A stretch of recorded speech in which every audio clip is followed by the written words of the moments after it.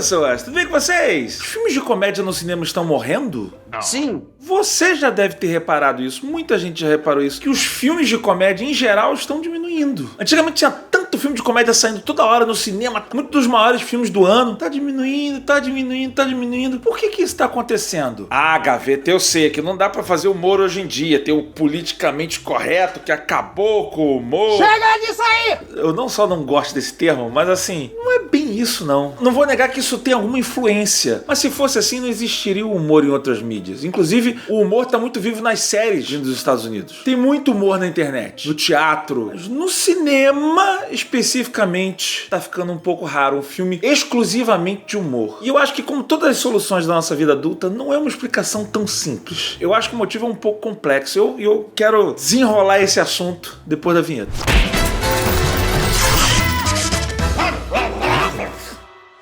Tá, vamos tentar entender por que diminuíram os filmes de comédia no cinema, começando pelo item que vem à primeira cabeça das pessoas, né? O tal do politicamente correto. Sim, tem muito filme que foi feito até um tempo atrás que não funcionaria hoje. Eu tava lembrando, As Branquelas. Sua mãe é tão velha que sai leite em pó das tetas dela. Você mamava assim. E dentre vários outros. Eu ia falar Trovão Tropical, mas o Trovão Tropical já foi polêmico quando saiu. Oh, yeah. Tem um que tem aquele humor bem agressivo, mas acho que ele foi feito pra ser assim. E ele seria lançado assim hoje em dia, tipo Borat, né? Desculpe, não entendi. A tomar no... Na verdade, assim, existe uma diferença de percepção do humor hoje em dia, realmente. Mas se isso fosse impedir mesmo, não ia existir humor nas séries americanas. Tem muita série de humor hoje em dia. O humor, ele tá muito vivo, especialmente na internet. E eu não tô nem falando de meme, não. Eu tô falando realmente de sketches de humor aqui, tem não só o Porta dos Fundos, mas especificamente no cinema não estão se fazendo mais aquele formato de filme de comédia. Por quê? Não importa.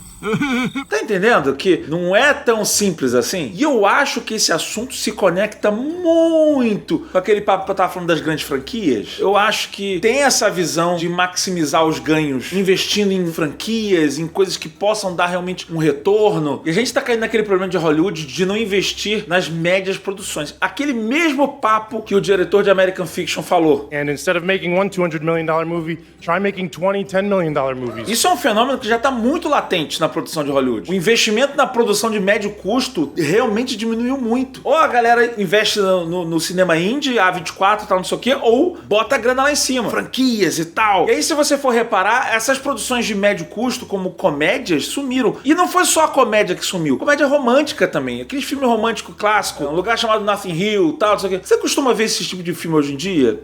Praticamente sumiu. Só que no caso do filme de comédia, a comédia clássica que a gente vê no cinema, e eu não tô nem falando das comédias de nonsense que eu amava, Apertando o Piloto Sumiu, Top Gun, esse tipo de coisa, mas das comédias que já tinham já no ano 2000, né? Eu falei do Borat, Se Beber Não Case, O Âncora, Escorregando pra Glória, Virgem de 40 Anos. Eu diria que o filme de comédia, ele ainda tem outros desafios em relação à comédia romântica, por exemplo, que são bem específicos. Por exemplo, a comédia mesmo, o humor pesado, focado, ele tende a ser um pouco regional. O humor, volta e meia, ele tende a ser muito específico, zoando alguma coisa. Vamos supor, se é um filme americano, ele vai zoar alguma coisa da política americana. Let's bottom line this. What is this gonna cost me?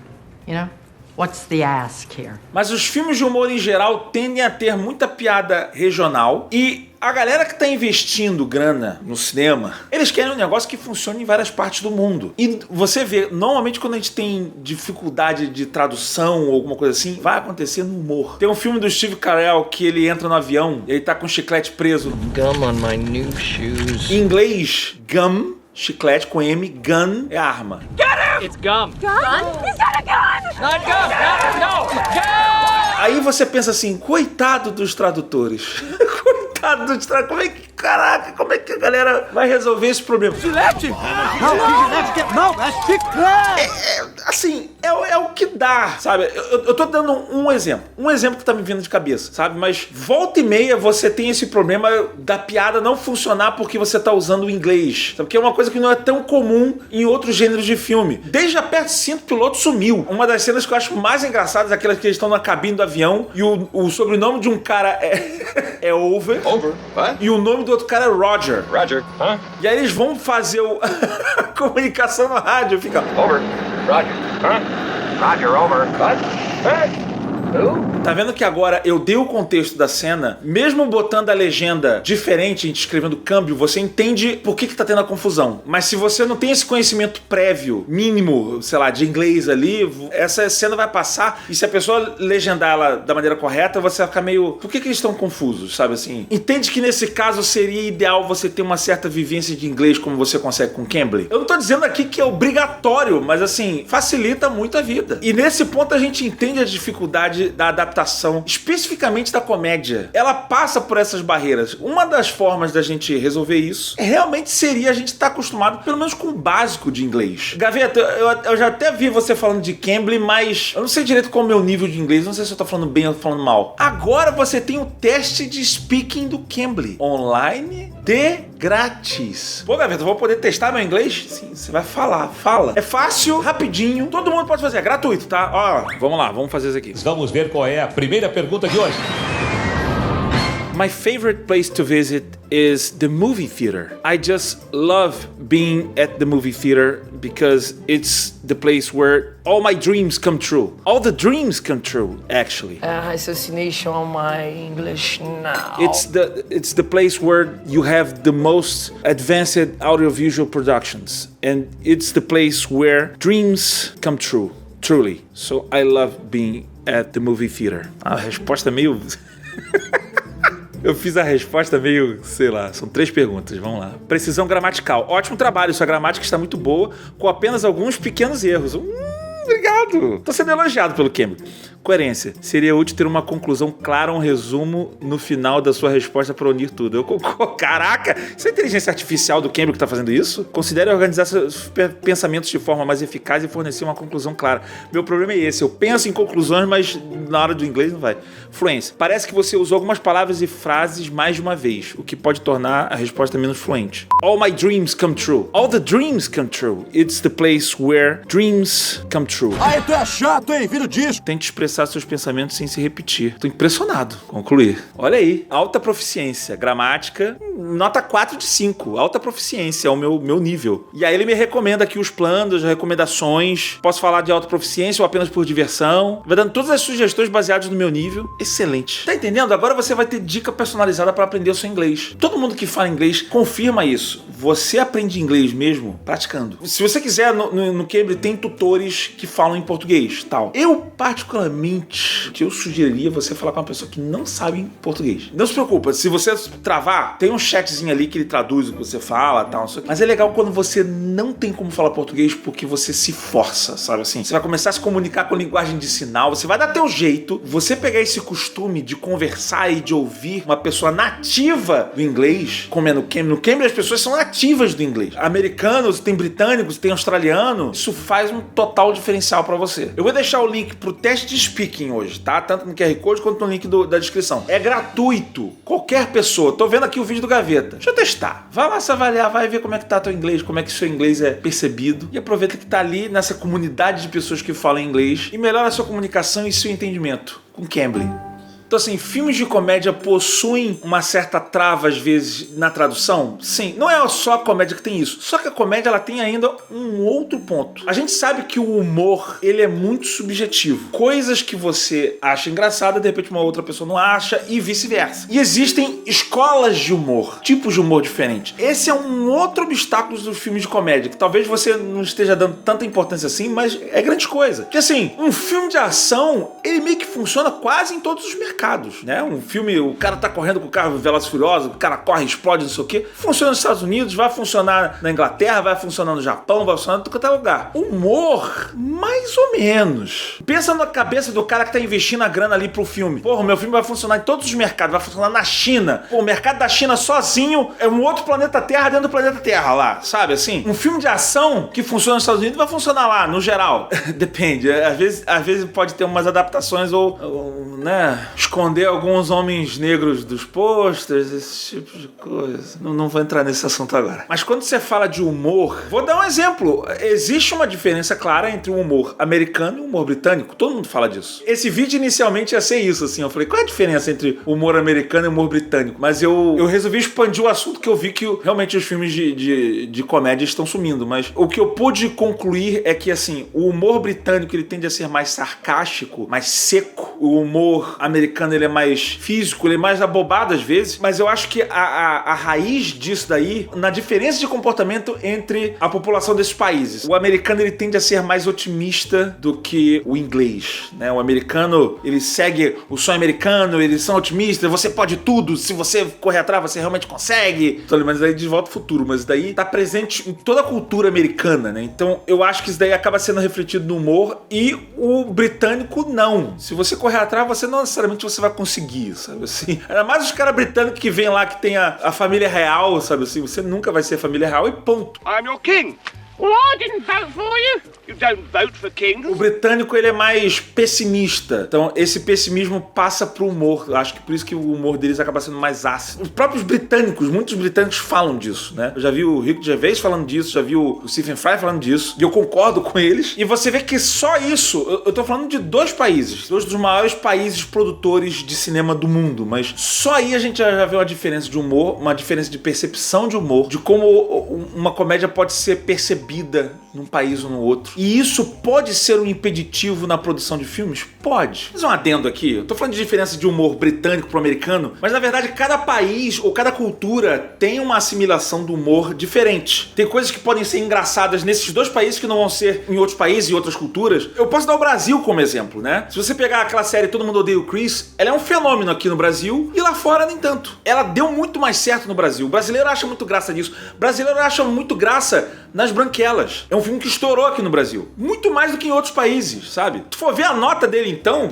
ele é detonado. Apesar que... é um adendo dentro do adendo, assim. Nota de crítica pra comédia, normalmente, não é muito parâmetro, assim. Muitas das comédias que a gente mais achou graça na vida, você vai ver a nota delas é mais ou menos, sabe? Existe um problema aí de crítica com filme de humor, filme que você quer rir, sabe? Mas é inegável que o humor do brasileiro, ele é diferente um pouco. Tanto que se você for ver a produção nacional aqui, muito filme nacional é de comédia, são filmes de comédia, aquela comédia escrachada, a brasileira adora ver isso. E isso demonstra que mercados possuem uma diferença mais gritante em relação à comédia do que a outros gêneros. Claro que às vezes você tem uma comédia que ela rompe barreiras, sei lá, tu pegar o humor do Mr. Bean, até pra ele não falar, fica muito mais fácil você adaptar isso. Ele funciona em muitas outras culturas diferentes, né? Aquele humor dele, físico e tal. Primeira vez que eu vi o Mr. Bean, eu lembro disso, eu tava no cinema, eu fui ver Top Gang, um dos filmes que eu mais ri na vida. Eles passaram um episódio antes, que era aquele episódio que ele vai conhecer a rainha, que ele tá na fila, assim, esperando. Ninguém avisou nada, não tinha nada, ninguém falava. De repente começou, eu falei, que porra é essa? Que é isso? E começou o Mr. Bean, cara, eu comecei a chorar de rir. Eu não sabia o que era aquilo, ninguém explicou. Eu saí do cinema sem saber o que era. Eu falei, cara, eu vi um negócio no início do Top Gang, que era muito engraçado, é um cara que não fala. Eu não sabia nem o nome dele. Depois eu vi saber que era Mr. Bean e tal. Entende que esse humor, ele é mais fácil pra quebrar barreiras, inclusive linguísticas. O problema é você sustentar um longa-metragem inteiro com esse tipo de humor. Tanto que é mais comum você ver Mr. Bean e outros tipos de humor parecido ser atribuído a série, episódio, um negócio menor, não um longa-metragem, né? Aí tem esse problema de formatos. Enfim, só pra puxar esse ponto. Mas eu acho que, na verdade, eu vou mais a fundo agora. Aí eu tô chegando no centro do argumento que eu queria falar. Eu acredito mesmo que o humor muda com o tempo.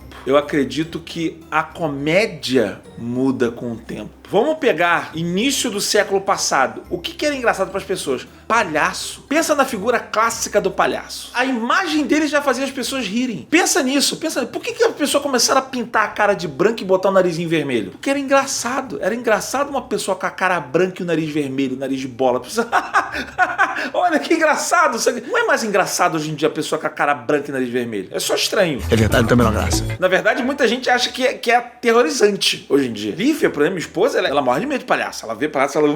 sabe? Muita gente morre, tanto que agora tem hit, tem não sei o quê. Só a imagem do palhaço já serviria pra você notar isso. Que coisas que as pessoas achavam engraçado antigamente, não necessariamente elas vão achar engraçado hoje em dia. Mais de 100 anos depois. E se você for evoluindo, se você for pro início do cinema, slapstick lá, né? O Charlie Chaplin. O que era engraçado pras pessoas naquela época? A pessoa correndo rapidinho, dando tapinha, tal, não sei o quê. Aquilo era muito engraçado, que isso daí já não vai ser achado engraçado hoje em dia. Mas na época tinha gente que morria de rir com aquilo. Anda 50 anos pra frente lá, nos anos 50, anos 60, como é que era o humor dessa época? É diferente do que a gente acha engraçado hoje em dia. Mas a galera, na época, achava muito engraçado o humor dos anos 50. Nos anos 70 já começa a entrar muita coisa que a gente ainda acha engraçado hoje em dia, que eu tô lembrando aqui da Petzinho do Piloto Sumiu. Mas se você for pegar o humor dos anos 80, você vai falar, mas eu lembro do filme tal.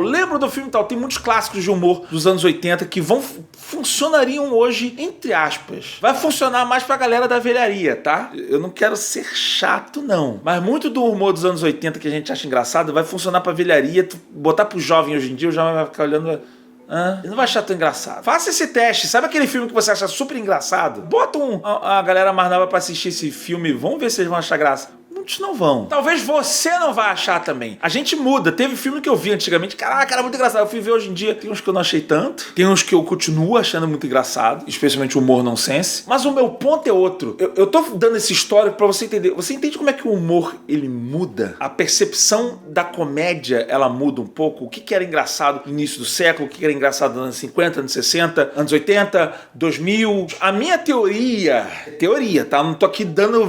Não, Gaveta falou que é isso. Não fiz um estudo, uma pesquisa pra isso, não. Daqui é uma percepção minha, eu, Anderson Gaveta, tá? Acho que nós estamos numa mudança de percepção de humor mais uma vez. A gente tá no meio dessa transição, nesse momento. Muito motivado pela transformação que a gente teve com a internet. Toda a nossa cultura pop, cultura do entretenimento, sofreu um baque muito forte com a criação de redes sociais, de redes de influenciadores, produção de conteúdo de casa, cultura do meme. E aí você mistura cultura de cancelamento com cultura de meme, o fator cultura de cancelamento e politicamente correto, eu não acho que é um fator determinante. Ele é um tempero nesse caldeirão de como o humor ele tá sendo percebido hoje em dia e de como isso vai ser traduzido para um formato pra gente ver 2 horas de um filme de comédia. Então eu acho que isso daí tá influenciando a forma como os filmes de comédia são feitos. Eles estão passando por uma mudança, acho que sim. Aliado a isso, tá o investimento, né, dos produtores de Hollywood em coisas que são certas e coisas que estão incertas, ainda mais o humor que a gente tá vendo que tá passando por uma certa mudança. Acredito que seria natural a galera segurar um pouco a mão. O humor tá mudando, isso daqui já não funciona. Se tem uma pequena incerteza, a galera que tem a grana na mão já não vai investir, vai investir em uma outra coisa que tem mais certeza. Eu, por exemplo, eu vejo de uma forma muito mais clara hoje o humor mais natural sendo valorizado. Eu acho que por isso que o stand-up comedy cresceu tanto, sabe? O stand-up comedy hoje, ele tá no seu momento mais alto do que nunca foi aqui no Brasil. Talvez no mundo todo. E eu acho que vem muito dessa percepção do natural. Eu vi esse exemplo aqui no canal, eu tentando fazer humor aqui no canal. Eu tinha uma situação engraçada. Eu vou criar uma situação hipotética aqui. Eu tava pensando numa situação que eu tava numa fila de um banco. E aí aconteceu alguma coisa, alguém falou: se eu fizesse a encenação de eu na cena do banco, eu lá vestido e a pessoa falando não sei o quê, de repente um ou outro aqui ia achar engraçada a cena. Mas se eu contar a cena do banco pras pessoas, só falar, pô, eu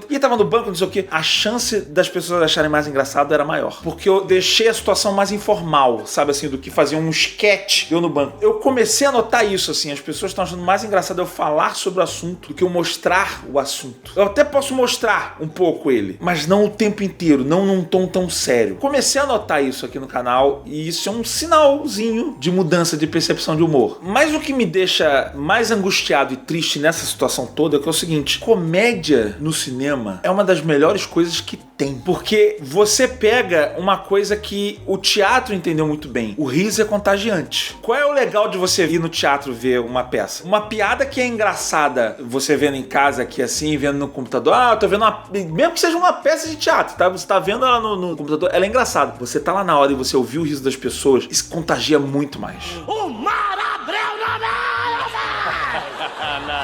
Juro! Juro! E eu nem tinha fumado aquele dia, né? O riso, ele é muito contagiante. Então, quando a gente ia pro cinema ver um filme de comédia e o cinema tá cheio, todo mundo rindo, cara, o filme ficava 1000 vezes mais engraçado. 1000 vezes mais engraçado. Eu vi o Trovão Tropical na sala cheia, a gente chorava de rir. Todo mundo ria muito. E quando eu fui ver em casa, né, com parte da minha família, a galera ficava meio assim... esse que é o filme super engraçado, sabe? Eu vi Top Gang no cinema, o Top Gang 1. E nesse dia eu morri e nasci de novo.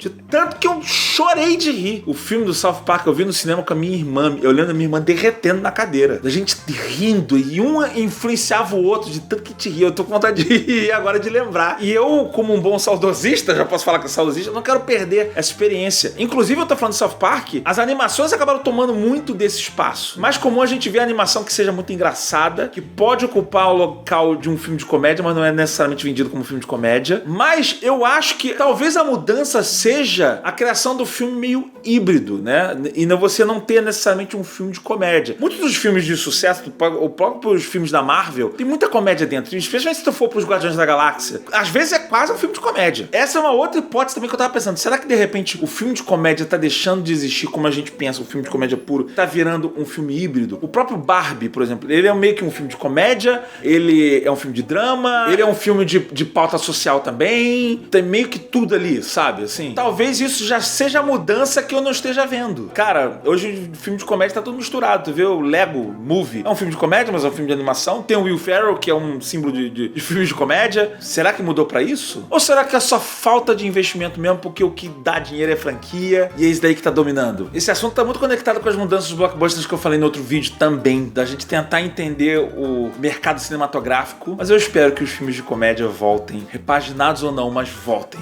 por favor. E aqui eu só vou deixar um beijo bem forte na sua bundinha.